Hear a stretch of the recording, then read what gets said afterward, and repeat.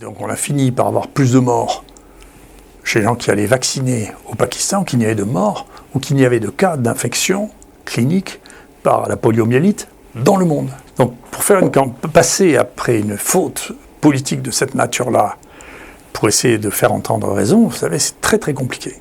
C'est extrêmement complexe. Voilà. Donc ces fautes-là sont des fautes qui emmènent ensuite à de la gestion qui devient extrêmement complexe,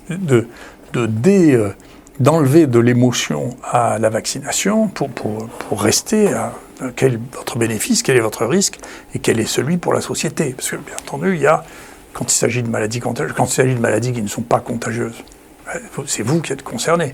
Quand il s'agit de maladies contagieuses, donc c'est l'ensemble de la population pour laquelle on doit réfléchir. Donc il faut faire attention à ça, il faut le manipuler avec prudence. Vous voyez ? Et donc pour la poliomyélite, c'est une histoire très intéressante, puisque donc il y a ces deux aspects, l'aspect de la poliomyélite maladie et l'aspect du portage. Mais il se passe quelque chose, personne ne se posait trop la question, puis on a commencé à se poser la question il y a 30 ans, 40 ans, de savoir s'il fallait continuer à faire des vaccins vivants, parce que dans quelques cas, ce vaccin vivant changeait de nature. Nous, on a, pas que nous, d'ailleurs, maintenant il y a de plus en plus de gens qui pensent ça, probablement par de la recombinaison. En particulier, le Covid nous a appris énormément de choses sur les mutants, les recombinants, etc. Le virus redevient virulent. Et donc, vous donnez un vaccin, et pour des raisons X ou Y, le virus du vaccin redevient un virus virulent qui va donner la poliomyélite. D'accord ? C'était le moment, moi, quand j'ai écrit ça, j'ai dit, écoutez, voilà, dans tous les pays qui ont basculé, nous on a basculé il y a une trentaine d'années pour passer au vaccin tué, injectable, on n'a pas de poliomyélite, donc c'est fini. Donc avec le vaccin tué, on y arrive très bien à contrôler la poliomyélite. Pour des raisons qui ne sont pas nécessairement scientifiquement comprises, en tout cas il ne circule plus ici. En plus, il y a des liens avec l'hygiène, le traitement des eaux, etc. Donc il n'y a pas que le vaccin qui a fait disparaître la poliomyélite, les conditions d'hygiène ont aidé à faire disparaître la poliomyélite. Mais globalement, nous, on n'utilise plus le vaccin vivant depuis longtemps. Vous voyez bien, on fait des TP depuis très longtemps. Donc pour moi, l'idée, c'est de faire ça. Et puis, compte tenu de ça, il y a 10 ans, la fondation Bill Gates se donne comme objectif, il y avait 34 poliomyélites par an. 2016, 34 poliomyélites par an. 2016, c'est le moment à partir duquel on a mesuré, quand on voyait une poliomyélite, c'était une poliomyélite d'origine vaccinale ou une poliomyélite d'origine sauvage. Et donc, il décide de faire un plan avec l'OMS d'éradication de la poliomyélite, basé sur le vaccin vivant. Alors que, très rapidement, on s'est rendu compte à l'époque qu'il y avait autant de vaccination par le vaccin vivant que par le vaccin sauvage. Et maintenant, il y a entre 15 et 20 fois plus de poliomyélite qui sont dues au vaccin que dues à la poliomyélite sauvage. Qu'est-ce qui s'est passé ? Ce qui s'est passé, c'est qu'on a fait un forcing en mettant des centaines de millions de doses de vaccins vivants dans les endroits dans lesquels il restait de la poliomyélite. Ces révertants, c'est-à-dire ces virus qui sont redevenus des vaccins qui donnent des poliomyélites, donnent des portages beaucoup plus longtemps. Et donc, on a commencé à trouver ce virus un peu partout dans les égouts. Donc, vous savez que maintenant, on regarde dans les égouts si on trouve les virus. On en a trouvé à New York, on en a trouvé à Londres, on en a trouvé en Israël. En France, je ne sais pas si quelqu'un regarde à Paris, ce virus qui circule aussi. Il suffit d'avoir des gens qui ont pris du vaccin vivant. Et ça, du vaccin vivant, on en a distribué beaucoup en Afrique, en Inde, enfin en Asie. Et il y a des pays où avait complètement disparu la poliomyélite avant le plan d'éradication de la poliomyélite, où on a revu des poliomyélites. Il n'y en avait plus aucune sur le continent américain. Donc c'est un pays, en Amérique du Sud, il y a eu un cas à New York clinique, il y a eu un cas à Londres, il y a eu un cas en Israël. D'accord. C'est des endroits, il n'y avait plus de cas en Europe depuis bien longtemps, il n'y avait plus de cas en Amérique. Et donc, associer la causalité, c'est compliqué, mais associer à cette politique extrêmement agressive de vaccins vivants, on est passé il y avait 30 cas de poliomyélite virale en 2016, il y en a toujours 30 cas l'année dernière, sauvage, ça n'a pas marché. Et il y avait quelques cas liés au virus 2 révertant et au virus 3 révertant. Et en 2022, il y a 800 poliomyélites. D'accord ? Donc, on est passé de quelques-unes à 800 avec une politique massive de vaccins vivants, alors que dans tous les endroits dans lesquels on a fait... Donc pour pouvoir, au prétexte d'éradiquer la circulation du virus, on a foutu des poliomyélites en pratique. Alors que si on avait simplement... Et donc, comme personne ne veut jamais reconnaître qu'il s'est trompé, et quand on est informaticien, il ne faut pas se préoccuper de médecine, c'est mon avis. Moi, je ne me préoccupe pas de faire de l'informatique, hein, ni de gagner, ni de devenir milliardaire, ce que je ne sais pas non plus d'ailleurs. Donc il ne faut pas mélanger les métiers. C'est un métier, ça. Hein. Il faut connaître l'histoire de la vie. Donc il faut faire très attention. Ensuite, les gens ont dit, mais écoutez, alors, s'il y a des gens qui font des poliomyélites, c'est parce qu'ils ne sont pas assez vaccinés. S'ils étaient vaccinés par autre chose, ils ne feraient pas de poliomyélite. Mais c'est pas la peine de répandre dans le monde comme ça des tonnes de virus vivants dont on sait qu'ils sont des révertants. Au début, on disait, c'est parce que dans ces virus, il y a très très peu de mutations dans les virus vaccinaux, et donc c'est facile de faire une mutation inverse. En réalité, ce qu'on pense, c'est que ce n'est pas des mutations inverses, c'est que c'est des recombinaisons. D'accord ? Et moi, c'est un sujet dont je parlais là, mais vous savez, comme la vie est très malicieuse, en tout cas je trouve qu'elle est très malicieuse avec moi, ça c'est quelque chose sur lequel je réfléchissais sur le plan théorique, en observant ce qui s'était passé, en ayant des données qui ne sont pas les miennes, c'est des données qui sont publiques, c'est des données de l'OMS, ce que je vous dis, tout le monde peut le vérifier, il suffit de le regarder. Hein. Les gens disaient... Non, écoutez, c'est parce que ces virus ne sont pas assez sophistiqués, on va faire des virus où il y aura plus de différences, et donc ce ne sera pas possible au virus de muter et de redevenir. Or, c'est pas vrai, il y a des recombinants maintenant. Au début, on pensait que c'était des mutations, parce qu'il y a juste quelques bases de différence, donc c'était facile de révertir dans les mutations. Maintenant, on sait que c'est des recombinants, c'est-à-dire qu'il y a plein d'entérovirus. Vous mettez un entérovirus, maintenant on sait que tous les entérovirus peuvent se recombiner, dans un tube digestif dans lequel il y a des millions d'autres entérovirus. D'accord ? Donc la chance qu'ils se recombinent est colossale. Ça ne serait pas du tout pareil si vous faites par exemple de la rougeole, que vous injectez la rougeole, la chance que ce virus de la rougeole rencontre un autre virus de la rougeole et qu'il se recombine, n'existe pas. Est-ce que vous mettez ça dans un tube digestif qui est bourré d'entérovirus de différentes sortes, la chance qu'il se recombine est extrêmement élevée. Pour peu que vous ayez un virus qui reste suffisamment longtemps pour se recombiner, vous finirez par avoir des recombinants. Donc c'est une mauvaise idée de faire des vaccins vivants à ce stade-là de la poliomyélite. Il y en a tellement peu qu'il faut continuer à couvrir les gens avec la poliomyélite injectable et pas revenir au buvable, en particulier dans les pays dans lesquels il n'y en a pas. Donc c'est d'autant que vous ne pouvez pas empêcher les voyages, vous ne pouvez pas dire on va donner les vaccins vivants qu'en Inde ou qu'en Afghanistan ou qu'un truc, parce que les gens se baladent. Donc tous les Américains qui sont en Afghanistan, vous ne savez pas combien il y en a qui sont revenus porteurs de virus vaccinal. On ne savait rien du tout. D'accord, on a inondé de virus vaccinal là, donc vous ne savez pas où ça allait. Et il se trouve, encore une fois, par une malice de la vie, que en allant, j'essayais de comprendre dans le travail qu'on fait sur le microbiote. J'ai beaucoup travaillé ces 10 dernières années sur des prélèvements de matière fécale de singes. D'accord ? Je vous rassure, il y a beaucoup de questions sur l'éthique. On n'a pas besoin de demander consentement aux singes pour ramasser ces matières fécales par terre. Donc on regarde ça, et donc je vais dans un site au Congo-Brazzaville dans lequel il y a des gorilles qui vivent, qui sont au départ, qui étaient des gorilles qui ont été recueillis après des histoires de braconniers, et qui ensuite maintenant se reproduisent sur place, et donc on est allé là-bas ramasser des matières fécales pour les étudier. Et en regardant, donc il y avait 3 grands mâles qui étaient là, et il y a un des mâles qui était très isolé, et on nous a expliqué comment il était isolé parce qu'il était un grand mâle, c'est impressionnant, un grand mâle gorille, il était incapable de se défendre contre les autres gorilles parce qu'il était paralysé et il avait une poliomyélite. Alors c'est très intéressant, parce que ce n'était pas décrit la poliomyélite chez les gorilles. C'est décrit chez les chimpanzés, c'était connu, mais pas chez les gorilles. Donc il a une paralysie faciale qui est typique, et il avait une paralysie des muscles des épaules, comme ça, ce qui fait qu'il ne pouvait pas se battre avec les autres gorilles. Donc si un autre gorille venait, il allait se faire tuer. Donc il vivait, lui, sur un petit îlot à part. Il pouvait se battre contre nous, à mon avis. Bon, c'était quand même un animal extrêmement puissant.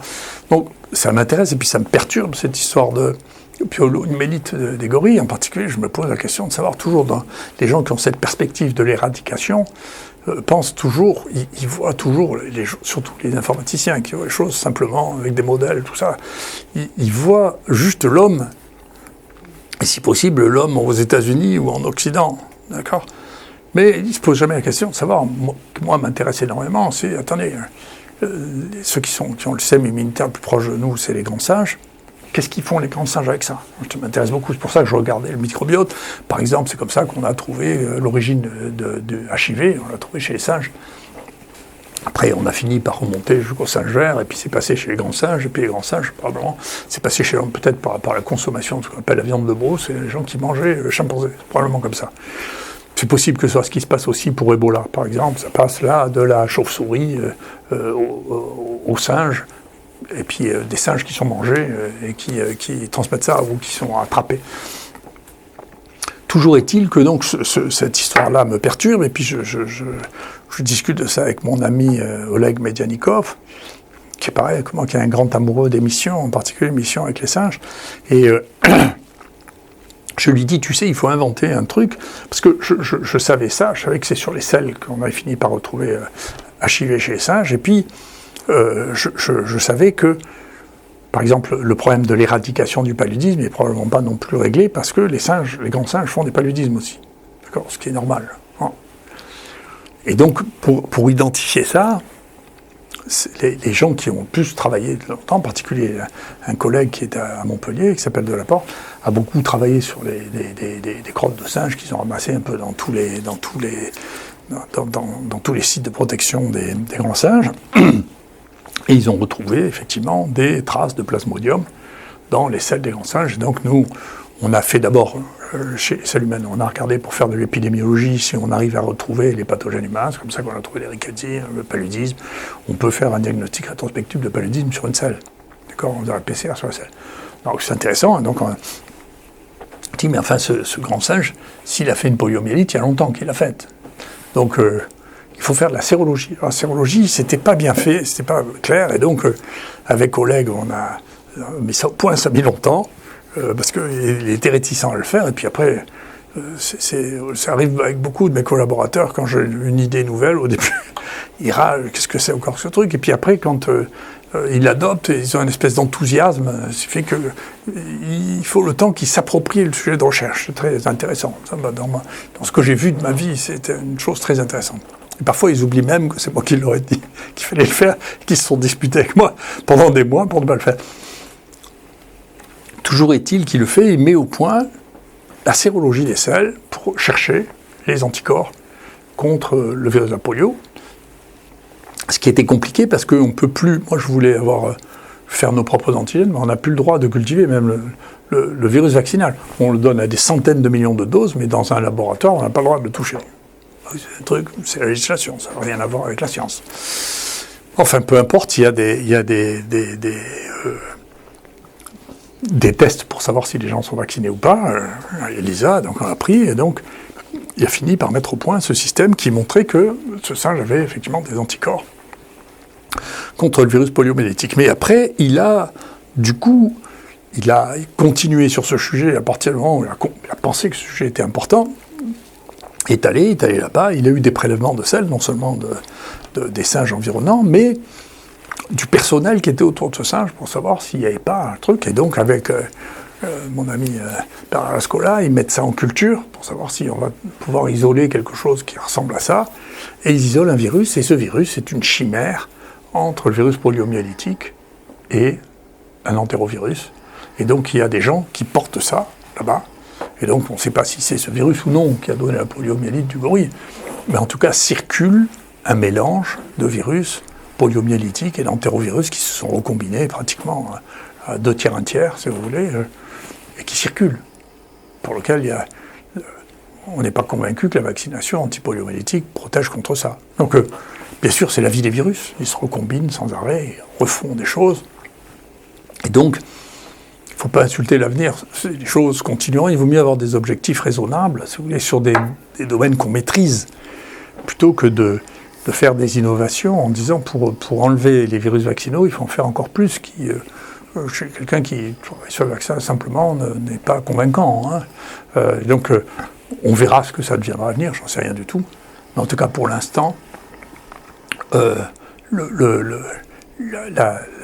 l'éradication de la poliomyélite n'est pas en vue immédiatement. On verra bien dans l'avenir. Et je ne suis pas sûr que la proposition actuelle, qui soit de faire des virus vivants plus complexes, qui a été proposée encore récemment, hein, il y a 3 chercheurs de renom qui ont fait une lettre dans New England. J'ai fait une lettre en disant, attendez, vous ne croyez pas qu'il faut arrêter les virus vivants pour le poliomyélite, il faut arrêter, c'est une catastrophe. Il faut arrêter. Bon, la lettre n'a pas été prise. Et je pense que c'est très difficile parce que le nombre de gens qui ont été investis ou qui ont été financés ou qui ont été dans ce programme extraordinaire de l'éradication de la poliomyélite est si colossal que, de toute manière, quand vous envoyez un article là-dessus, il va être reviewé par des gens qui sont investis. Tous les gens qui font de la poliomyélite ont investi dans l'idée de l'éradication de la poliomyélite, et donc ça devient extrêmement difficile de sortir de ça. Donc voilà les éléments qui font que chaque stratégie a besoin d'être réanalysée. Elle a besoin d'être réanalysée dans le calme. C'est pas parce que vous vous posez la question sur un vaccin ou sur une manière de faire que vous êtes contre les vaccins. Tout ça est idiot. C'est juste ça de la pensée de supermarché. C'est pas vrai, quoi. C'est de la propagande. C'est pas vrai. Donc pour chaque question, il faut se poser la question, est-ce que c'est fonctionnel? Est-ce que ça l'est pas? Par exemple, sur la rougeole, vous voyez, quand il y a eu des poussées de rougeole qui n'ont jamais été dramatiques, hein, mais en France, eh bien, il faut se poser, il y a une question, je suggère, si quelqu'un m'écoute au ministère de la Santé, on a décidé qu'on faisait la vaccination contre la rougeole à partir de 1 an. Les Chinois la font à partir de 6 mois. Alors, la raison pour laquelle on l'a fait à partir d'1 an est compliquée et pas très convaincante, c'est que si on l'a fait à 1 an plutôt qu'à 6 mois, l'immunité durerait mieux quand on fait 2 voire 3 injections de rougeole que si on commence à 6 mois où l'immunité est moins mûre. Mais c'est plus virtuel que démontré, ça. Mais quand on est dans une épidémie de rougeole, parce que ça fonctionne par petites bouffées, comme ça, ben, c'est raisonnable de revenir là-dessus et de dire, écoutez, vous pouvez vacciner les gosses à 6 mois, ça ne présente pas de danger. Et comme c'est à cet âge-là que c'est dangereux, la moitié des cas de rougeole qu'il y a eu en France ces dernières années, c'est des gosses de moins d'1 an. D'accord.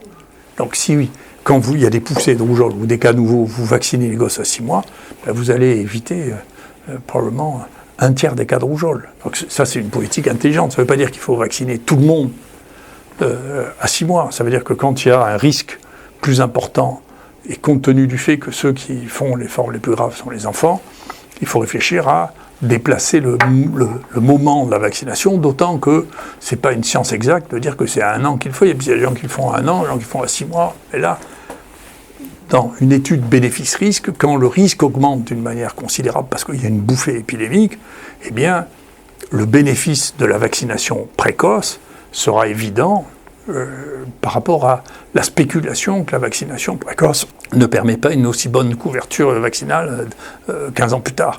Ou de toute manière, c'est pas aussi grave de faire une rougeole à 20 ans que de faire une rougeole à 6 mois. Vous voyez, donc, il y a des vraies réflexions à avoir là, des réflexions basiques à avoir, mais d'une manière qui soit intelligente, c'est-à-dire qui tienne compte de la situation épidémique, qui regarde ce que font les autres, en arrêtant de croire que ce qui a été décidé au ministère de la Santé, c'est de la science universelle. C'est pas vrai, c'est juste un compromis politique à un moment donné, et donc il faut adapter en fonction des circonstances. C'est-à-dire que pour les vaccins comme pour le reste, il faut être intelligent, il faut un peu réfléchir, voilà. Prendre le temps de la réflexion, il faut être intelligent.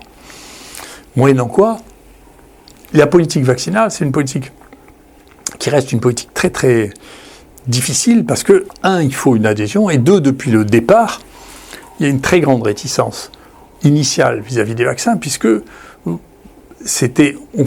fait avec le vaccin, pour la première fois, un geste relativement agressif quand vous faites une injection, pour quelqu'un qui n'est pas malade.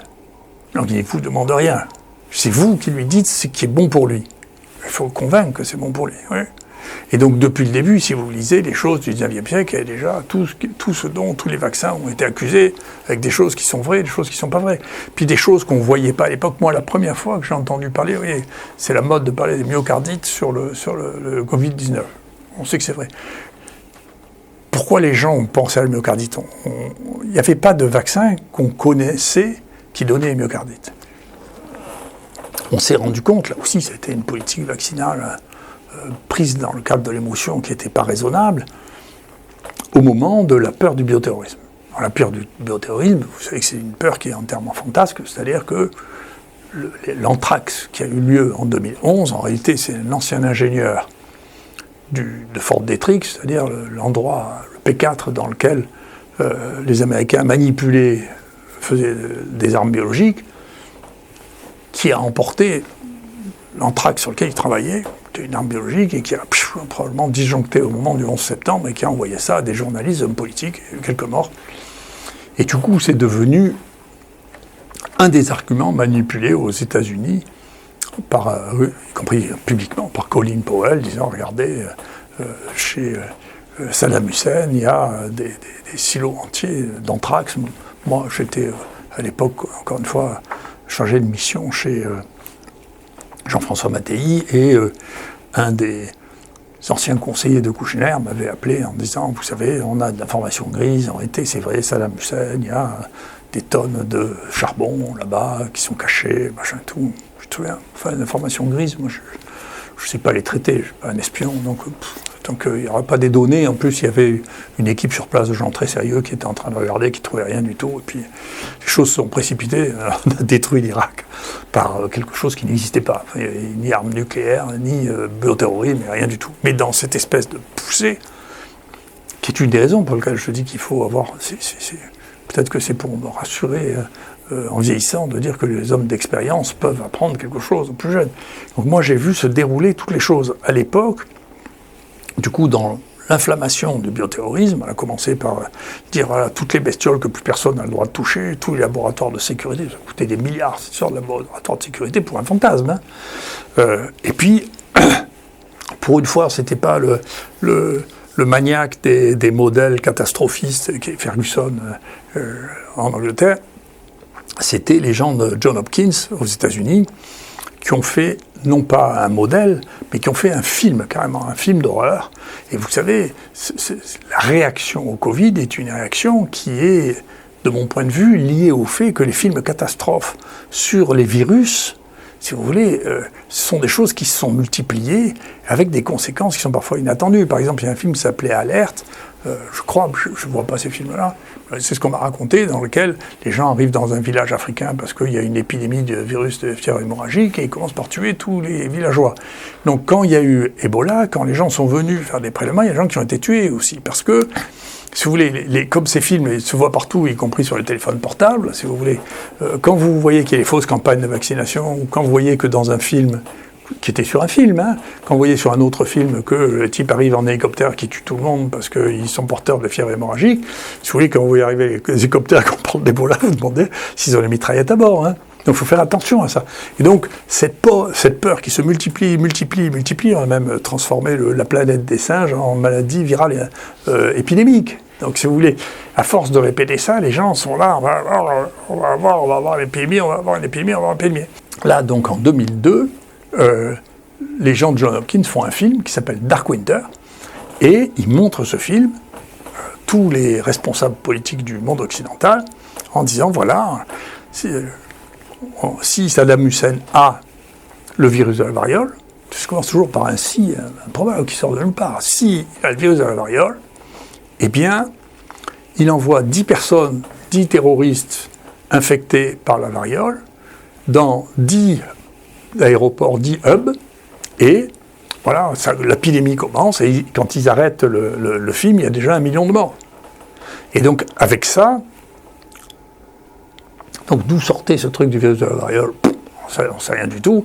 Il y avait là aussi les informations grises, moi, qu'on m'a fait passer, c'est qu'il y avait marqué Pox sur un frigo que les gens avaient vu en Irak lors de la première guerre du Golfe, et que donc, il y avait marqué, c'est dans ce frigo, il doit avoir du virus de la variole. Donc c'est parti là-dessus. Les Américains donc, ont décidé d'envahir l'Irak, mais maintenant qu'ils en étaient à dire qu'il y a le bioterrorisme, ils ont vacciné aussi leur population de soldats par la vaccine. Moi, j'ai réussi à éviter qu'on refabrique du virus de la vaccine à l'époque, je ne sais pas ce qu'ils ont fait depuis, puisque c'est un virus qui est extrêmement robuste et qu'il restait des stocks de ça, il restait des stocks de vaccination, si on avait besoin de faire la vaccination, il restait des stocks. Mais eux, du coup, ils font la vaccine et ils se rendent compte pour la première fois que c'est la première fois qu'on vaccinait des gens qui avaient entre 20 et 30 ans, hein, c'est un peu la même histoire qu'on a maintenant. On les vaccine, et les gens font des douleurs, des crises cardiaques, et ils collectent celui que je connais qui a le mieux travaillé sur ça, qui a eu probablement 100 militaires qui sont morts par la vaccination contre la variole qui servait strictement à rien. Parce qu'il n'y en avait pas de variole. D'accord ? Et c'est là qu'on a découvert que c'était les myocardites. Les autopsies, on s'est rendu compte, c'est la première fois, ça n'avait jamais été décrit dans la vaccination contre la variole. Il y avait des manifestations neurologiques qui avaient été décrites, il y avait des vaccines graves, chez des immunodéprimés, mais ça, les myocardites, on ne savait pas. Donc la première fois, moi j'ai entendu parler de myocardites suivant une vaccination, c'est après la grande série de vaccinations, là, au sens propre, des militaires américains qui sont allés en Irak. D'accord ? Et donc, encore une fois, les vaccins, les conséquences des vaccins anciens, on ne les connaît pas parce qu'on n'étudiait pas les choses de la même manière. Et puis, ce n'était pas nécessairement la même population. Là, c'était les hommes jeunes qui sont morts de myocardite, comme maintenant, on voit les myocardites plus souvent avec le vaccin Covid-19, avec les hommes jeunes. Donc, il y a des phénomènes là, moi je ne sais pas les expliquer, je sais, c'est ce que j'ai expliqué, qu'il ne suffit pas d'avoir un virus, l'hôte compte, et donc l'hôte, son état métabolique, son sexe, son âge, les facteurs sous-jacents, des facteurs génétiques, tout ça compte pour savoir ce que vont être les complications. C'est une des raisons pour lesquelles l'évaluation des vaccins est si complexe.